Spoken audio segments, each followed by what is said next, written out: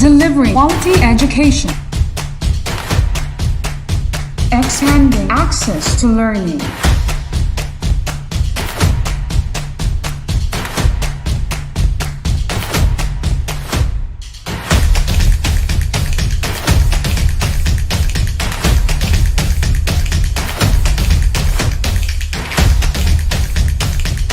The official TV-based instruction of Tagum City.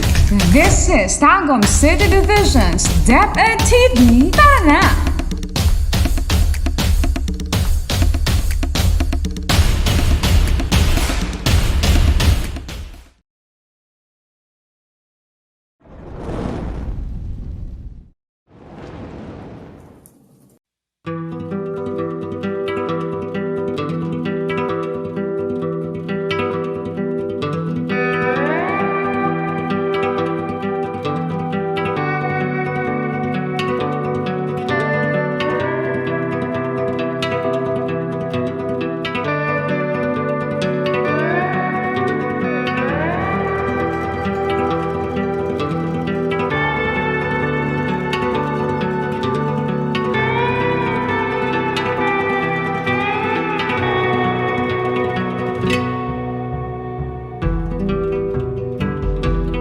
Hello, senior high school learners! Welcome back to Lantaw Compre, a television-based instruction of DepEd, Division of Tagum City. I am your teacher for today, Marian Elaine M. Santander from Tagum City National Comprehensive High School. Ready your self-learning module, your pen, and your paper with you. And let us have a wonderful day to discover about culture and society. For this lesson, you are expected to analyze the concept, aspects, and changes in culture and society, specifically to illustrate the public transportation means in Philippine society across different eras. Before we proceed to the lesson, let's assess what you have already know about the lesson. Are you now ready? Let's start! Choose the letter of the best answer. You have 5 seconds for every item to answer. Number 1. The following are examples of material culture except A. Tools, B. Weapons, C. Dwelling units, or D. Customs. The correct answer is letter D. Customs.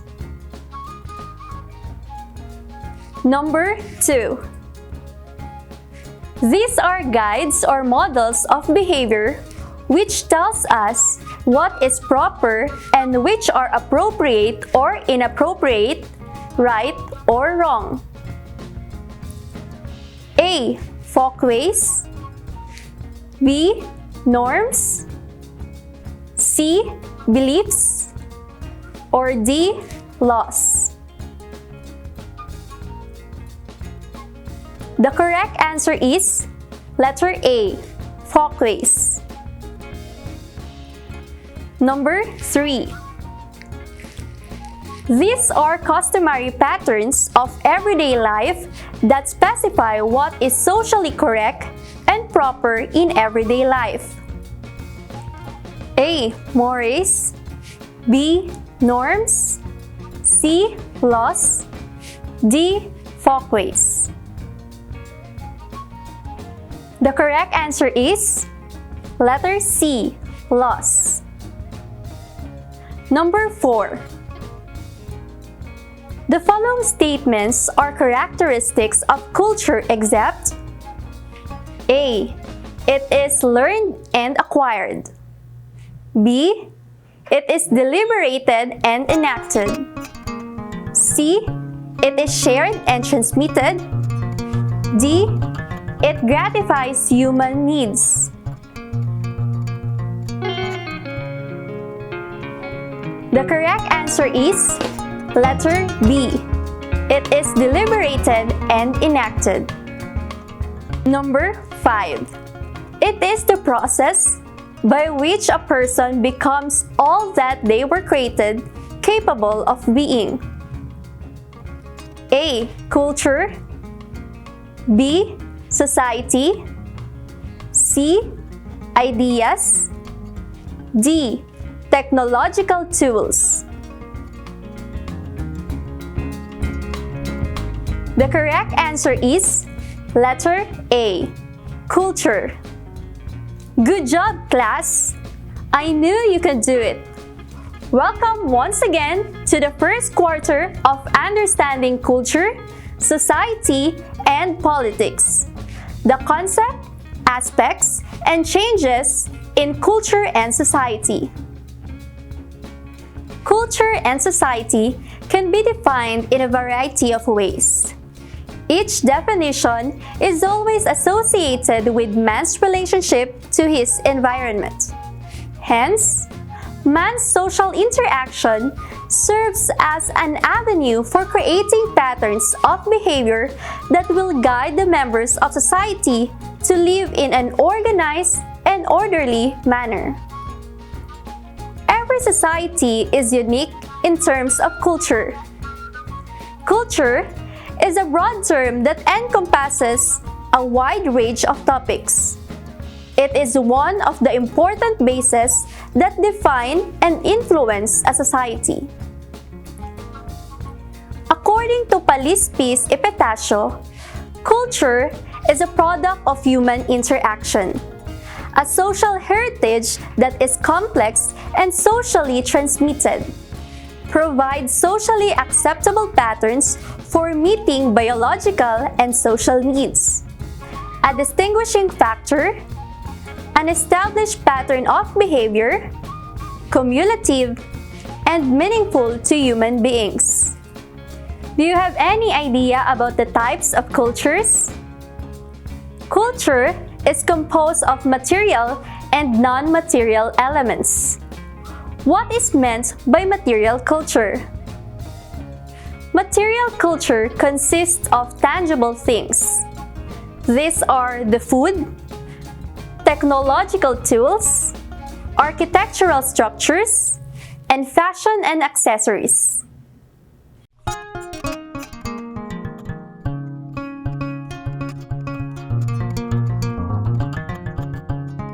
To understand culture, it is necessary to understand the different elements that compose it.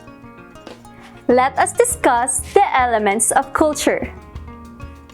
First is knowledge.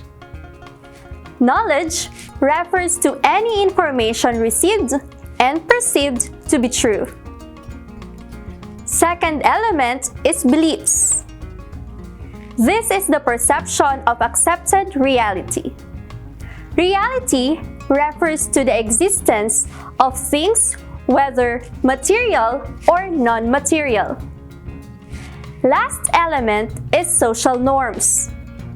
These are established expectations of society as to how a person is supposed to act depending on the requirements of the time, place, or situation. Indeed, understanding the nature of man's social relationships requires an understanding of social norms. Each member of the social interaction process has specific expectations for the response and reactions of the other members. Hence, it is very essential to determine the different forms of social norms. This time, let us identify the different forms of social norms by answering this activity. Your task is to identify the term being referred to. First, it refers to the patterns of repetitive behavior which becomes habitual and conventional part of living. This refers to focus. Great! Next, this term is the set of ethical standards and moral obligations as dictates of reason that distinguishes human acts as right or wrong, or good from bad. What term is it? You're right, it's mores. Another form refers to anything held to be relatively worthy, important, desirable, or valuable. What do you think is it?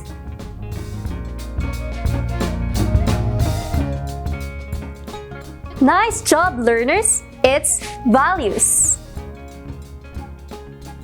Last form of social norm is the practical application of knowledge in converting raw materials into finished products. What term is it?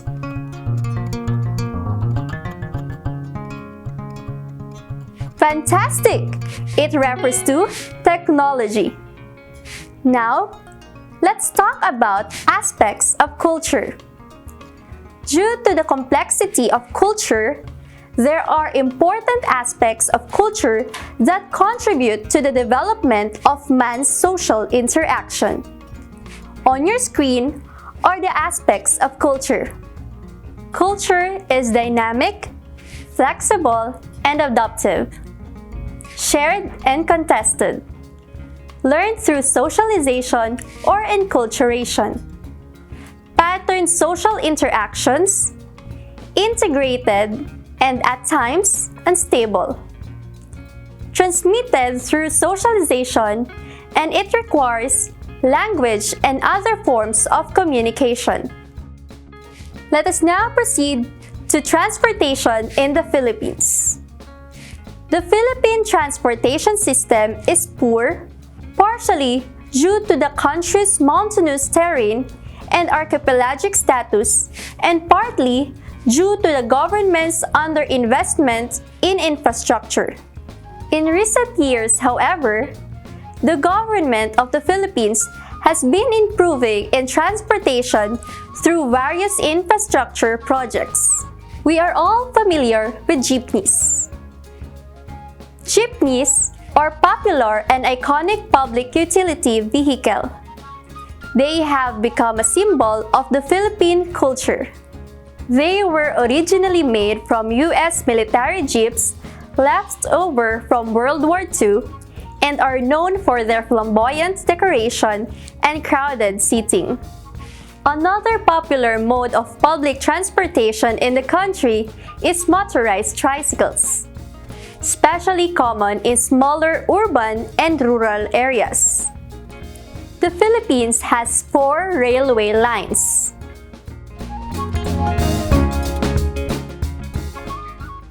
Manila Light Rail Transit System Line 1, Manila Light Rail Transit System Line 2, Manila Metro Rail Transit System Line 3, and the PNR Metro Commuter Line operated by the Philippine National Railways. There are also steam engines found in Visayas which operate sugar mills such as Central Azucarera. Taxis and buses are also important modes of public transport in urban areas. The Philippines has 12 international airports and has more than 20 major and minor domestic airports serving the country. Do you have any idea what is the main international gateway to the Philippines? Very good! It is the Ninoy Aquino International Airport. Moreover, Philippines has numerous expressways and most of them are located in the main island of the country, Luzon.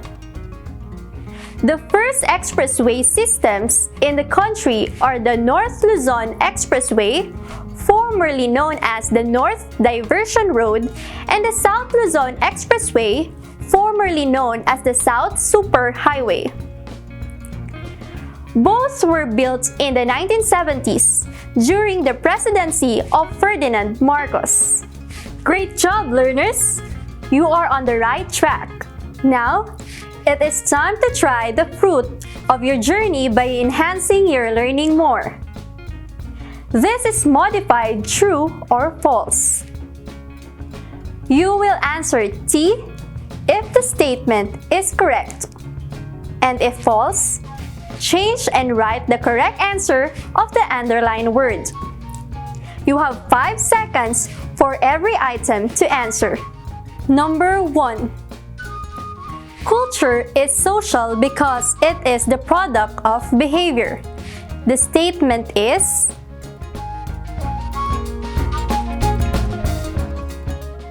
true. Good start. Number 2. Culture is a human product. The statement is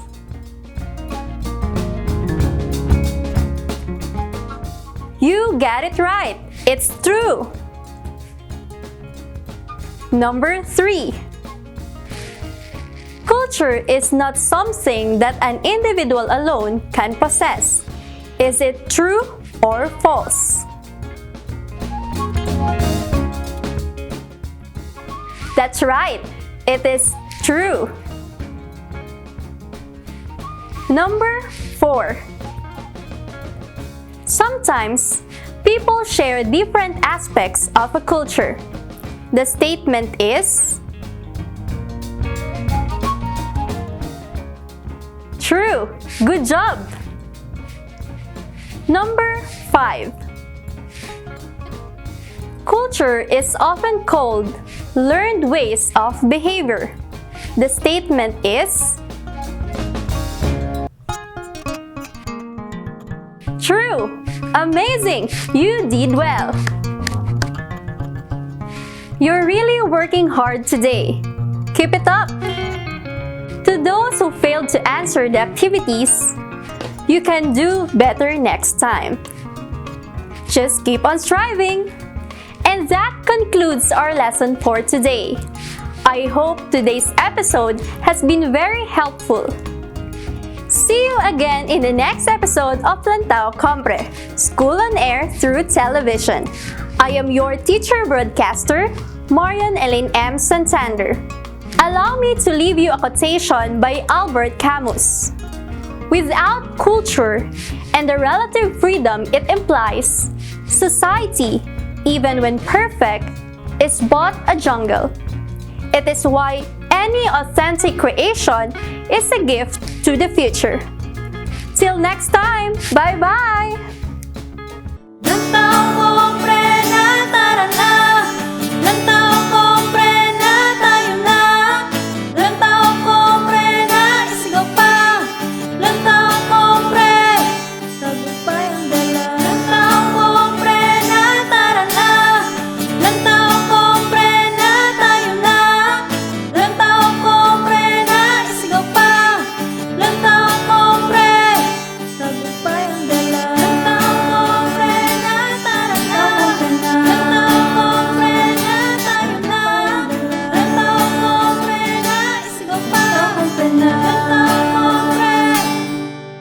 Lantaw, kompre na.